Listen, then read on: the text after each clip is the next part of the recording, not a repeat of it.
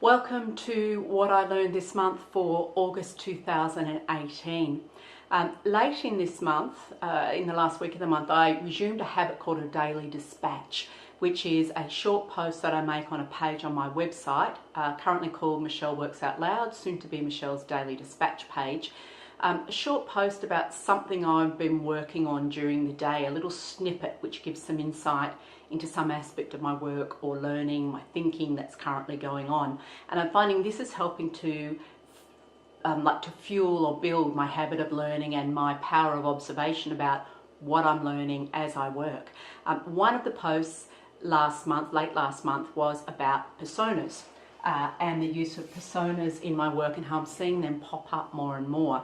A persona is basically a representation of a typical person from a group that you are endeavouring to develop a solution of some sort for.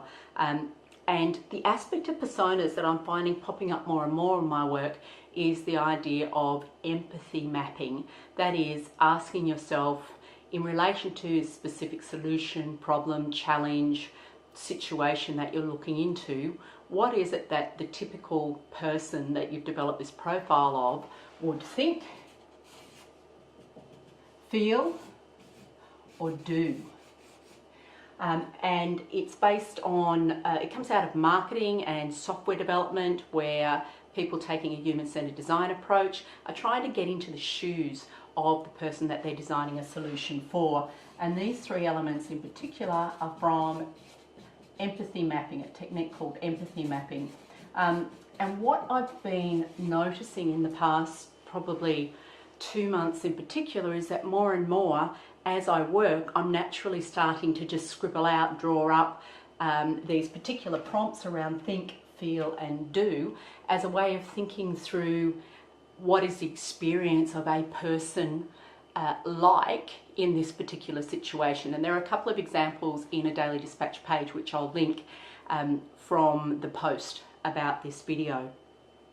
What I'm finding is it's giving me fresh insights into questions, issues that I'm exploring, and getting me a new perspective, giving me a new perspective, a clearer perspective on things from the aspect of the people that I'm thinking about, that I'm wanting to support, that I'm thinking about the impact of an issue upon.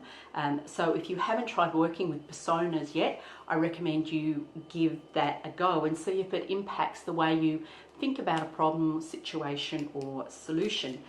The second thing I wanted to share that I've learned this month relates to a project I've been working on. The specific project itself was the development of, or the refresh of, a capability map for learning and development being done by the Learning and Performance Institute, a professional association based in the UK but with a global membership base. I project manage the refresh of a project of the capability map for them, and my insight here is not so much about that map itself or anything to do with capability. It's more about the way that we worked globally to get this job done. It turned out to be a much bigger job than I or the project lead had anticipated, and at a certain point we realised we needed to form working groups. We needed to form one working group per skill in this capability map to actually bring together some top experts and practitioners from around the globe to rewrite or write anew for new skills, the description of the skill. I used a tool called Slack in order to get people collaborating quickly. So this is about the value of online collaboration tools, and in particular in this case, online messaging. So Slack was the specific tool. You could use a number of other tools, but what I found, we had basically 2 weeks to find and form the working groups, and then I was able to give them 2 to 3 weeks in some cases to actually do the work they needed to do, which is to write these skill descriptions. And I set them all up on Slack and got them communicating fluidly, quickly on this platform. And I am convinced that if we had tried to do this via email, it would have gotten very confusing. Certainly for myself, trying to follow the conversations, provide guidance, the amount of overhead in the communication would have been much greater on email.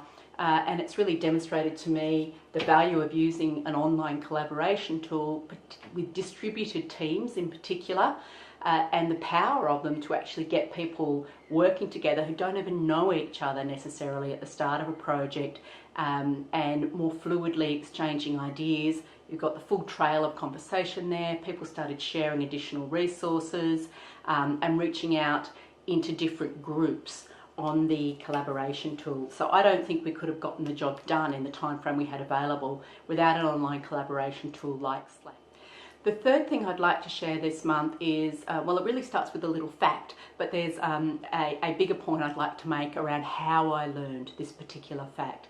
So the fact that I learned this month is that the German chemist Richard Kuhn, K-U-H-N, was unable to accept the Nobel Peace Prize in 1938. And the way I found out this was by doing a quiz with my family. My mum loves games. She has always loved games. So she does an activity after dinner every night. She saves quizzes from the newspaper, and I'll share a snippet of one of my daily vlogs where I talked a little bit more about this.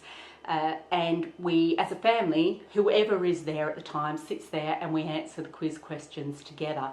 So this is really around the value of, I guess, quizzes, and the value of sitting together as a family or a group of friends, and doing something which challenges the mind. So it's also about the social aspects of learning, of interacting, and the bonding that this brings into my family. And in particular for my grandmother, who is in her 90s and lives with my parents, this is a great way, a great routine every evening, great way to keep her mind active and engaged. So I hope you've enjoyed my reflection on what I learned this month, August 2018. Please connect with me, reach out if you are doing something similar, sharing your own what I learned each month in some format with other people. It's a great practice, a quick and easy practice for leaders to do each month, to role model continuous learning and to encourage their staff to continually be open to learning and looking for opportunities to learn. I'll catch you next month.